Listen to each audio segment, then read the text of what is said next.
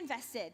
All right, so right now, I just want to take a moment. I'm not big on tips and tricks. I'm not very good at thinking of them, and I'm not very good at doing them when people give me tips and tricks, okay? But this is my first tip to being fully invested. Fully invest right now. So let's just take one moment. Notice the other things that are going on in your head, the things that you're aware of. Maybe there's people in this room that you're aware of.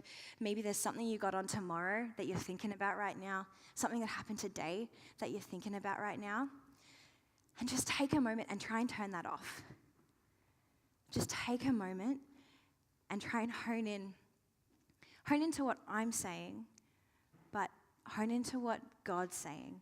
Because my prayer and my hope and the reason I'm up here is that I'm hoping that God's going to speak through me.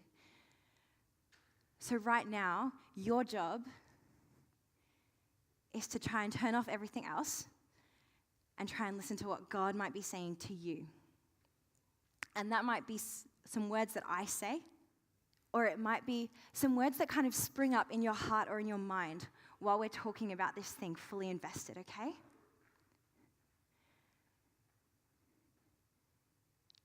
All right. So I'm going to invite you into my destiny. 5 years ago, I encountered my destiny. And I was so sure of it. I was so set. My destiny was to own and wear a pair of white, slim fit Converse with the blue line. None of this red line business. It was going to be a blue line. I was determined. And then the day came. I went to a DFO. Not only were they there, they had a red sale tag. It was a good day. So I arrived, I beelined to the white, slim fit Converse section of the store. Eyes focused on the blue line, but the red tag. And I get there and I'm looking and I'm shifting through the sizes. All right, 6, 6.5, 7, 9, 9.5, 10. Y'all, I'm a size 7.5. And there was no 7.5 shoe in that store because every woman in the world who wanted a pair of slim fit white Converse with the blue line is a size 7.5 or 8. Maybe I could swing the 8. Now I'm a mature adult, so I did what all mature adults do. I thought, I bet I can get the 7s to fit. And they did. I got them on my foot. And they fit a treat, as long as my socks were really thin and I didn't want to feel my feet after three minutes. And again, I did the mature adult thing and I bought those size 7s. And I wore them. I was determined to break those shoes in. 5 years later, I can now wear these shoes for a full 24 hours and only one part of my foot hurts by the end of it. It took 5 years. My friends, that's what we call a bad investment. So you put the idea of an investment is that you put something in so that you can get something out. And the idea is that you get out more than what you put in. How many of you have been to an event where at the beginning they say something like, you're only going to get out what you put in? Because that's the idea of an investment. The idea is if I put $50 in, I'm going to get more than $50 out. A good investment gives you a lot more than $50 out. And if it's a bad investment, you're actually going to lose money. So you maybe get like $20 back, right? The shoes were a bad investment. Took a long time for me to be able to wear them for more than 3 minutes. And now I'm going to change tracks a little bit because my guess is we've all done that. We've all bought things. We've all seen things and gone, oh, I want that. We bought it. A week later, we were like, oh, yeah, maybe not. Maybe it was when you were a kid and you wanted the newest My Littlest Pet Shop. And then a week later, there was another new My Littlest Pet Shop. So obviously, you needed the new My Littlest Pet Shop, and the $70 your mum spent on the other My Littlest Pet Shop went down the toilet. Maybe it was a pair of shoes. Maybe it was a shirt. Maybe it was you were determined to have something brand name. Maybe it was a game that you finished 2 days later and then you were like, well, what do I do now? We've all done that. We've all put into something that maybe we didn't get out as much as we'd hoped. So that's the idea of an investment, is that we get profit from it. I just want you to hold on to that thought, that the point of an investment is to get profit. To jump over, whether you're new to this Christianity thing, whether tonight's your first night hearing about anything to do with God, or whether you've been around the block a few times, whether you know the drill, whether you can figure it out and that we do 3 songs before the talk, and then we do the talk, and then we go a little deeper, and then there's some prayer time. Wherever you're at on that journey, my guess is when I say the word Christian, or when I say fully invested Christian, there are some things that pop into your head. I know there's some things that pop into my head. Give me 3 seconds and I have a checklist taller than me of things that I should be doing as a Christian. And if I add the word fully invested Christian to that, that list goes sky high. And more often than not, when I think of the things that I put on that list, which are good things, I feel short every time. When I think of the things that I put on the list, the measuring stick, the bar that I set, I never meet it. Things like praying every day, things like being fully present when I go to church, things like putting Jesus first always, things like being kind to the rude cashier. I fall short all the time. And some of us, we set this bar, we have this checklist, we have this measuring stick, and we spend our lives exhausting ourselves trying to reach it, trying to check the boxes, trying to hit the bar, trying to measure up. And some of us, we see that bar or that checklist and we go, man, there's no way. And we quit before we started. And recently I had one of those days where I woke up and I took out my measuring stick. And I so did not measure up. Like even worse than how I normally don't measure up, I didn't measure up. I was not putting God first. I was not praying every day. You know what? I was lucky if I was praying twice a week. I was maybe giving God this side glance every once in a while. And it's hard when you look at yourself and you feel like, man, I'm not measuring up. It's hard to get back on that horse. And in that moment, I was sitting with it and I was feeling pretty junk about myself, having a little bit of a pity party, thinking, well, this is just really hard. It's really hard to be a Christian. It's really hard to do this. It's really hard to show up to God. I remembered something that a friend of mine would say all the time.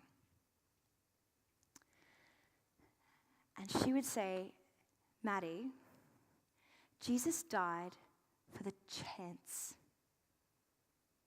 that he would know you and that you would choose a relationship with him.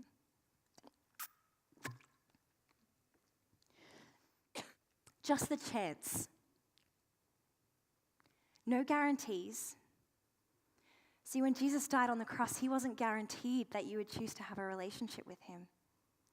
He wasn't guaranteed that someone would even speak to you about him. There were no guarantees for him, other than the fact that suddenly you having a relationship with God became a possibility.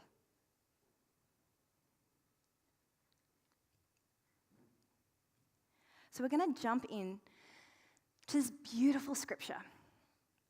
And it's just right before we're jumping in right. Jesus has been crucified. He's on the cross, but he's not dead yet. See, when Jesus died on the cross, he did it to get rid of the barrier of our sin. He shouldered our sin. He shouldered our failures. He shouldered the fact that I'm never going to measure up. He took that on himself, and he removed that block. So this is in Mark's gospel. It says at noon, darkness came over the whole land until 3 in the afternoon. And at 3 in the afternoon, Jesus cried out in a loud voice, Eli, Eli, lema sabachthani, which means, my God, why have you forsaken me? And when some of those standing near heard this, they said, listen, he's calling for Elijah. Someone ran, filled up a sponge with wine vinegar and put it on a staff and offered it to Jesus. Now leave him alone, they said. Let's see if Elijah comes to take him down. And with a loud cry, Jesus breathed his last. And at that moment, the veil of the temple was torn in two, from top to bottom. And when the centurion who stood there in front of Jesus saw how he died, he said, surely this man was the Son of God. That veil that was torn in two, for the Jewish people, that veil literally separated people from God. There was one person allowed in the space where the veil separated them from, called the Holy of Holies. It was the high priest, and he was allowed in once a year. And when Jesus died, that veil that separated the people from God was split, so that access was given to everyone, so that you and I could have access to God. And you know what? What that tells me is that my Father in heaven thought that the chance of a relationship with me was worth everything he had. It tells me that your Father in heaven thought that the chance of a relationship with you, not even the guarantee that you would choose him, was worth everything he had.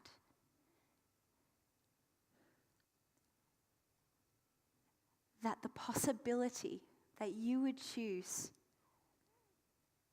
to turn to Jesus was worth heaven completely emptying itself, was worth God's own Son,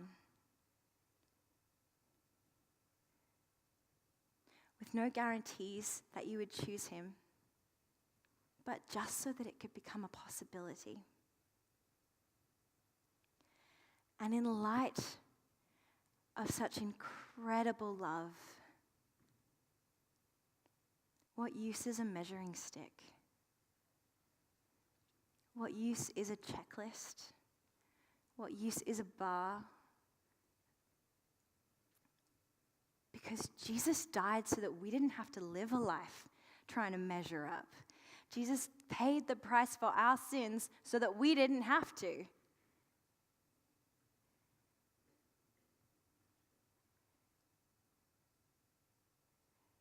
Jesus died so that we could live the life that he wanted us to live.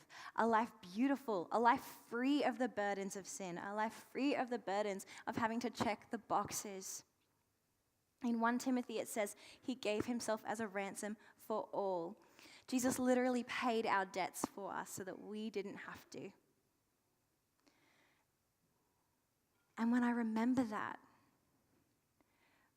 when I actually think about what that means,